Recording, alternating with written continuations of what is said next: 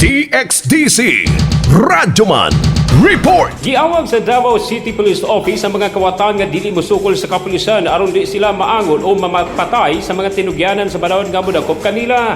Ginasig ni DCPO spokesperson Police Captain Hazel Tuazon ang mga kawatan og manansakay og balay o establishmento nga mutahan nga malinawon sa mga pulis kung buot pa nilang mabuhi og dugay sa kalibutan o dili bakaha masamdan sa operasyon. Gipasabot ni Tuazon kung mamusil ang mga kriminal wasay mabuhat ang mga otoridad gawas sa pagbalos og pusil aron madipin sa hansab ang ilang mga kaugalingon.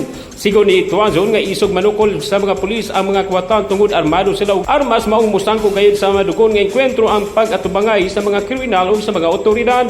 Dugang sa tigpamabang nga wa nagkuwang ang DCPO sa pasidaan sa identified na ang mga kawatan apan dagan gihapon nagmagahi busa mua o kini ang rason sa pinusilay tali sa kriminal o sa mga pulis. Giluwat ni Pulis Captain Tuazon ang asing pag-aghat kini human usa ka akyat bahay ang misuway sud sa balay sa Phase 4 di Homes Inangan ang nakigbatok sa mga sakop sa manog PNP nga nagpaykanog patrolya ganinang alas 2:50 sa kadlawon resulta sa hinuon sa iyang kamatayon. Hangtod karon wa pa mailih ang suspect kinsa gidala sa Southern Philippines Medical Center sa gikaengkwentro nga mga pulis din na recover gikan sa posisyon sa suspect ang pistola nga Magnum nga dunay 5 ka bala sa .22 nga pistola.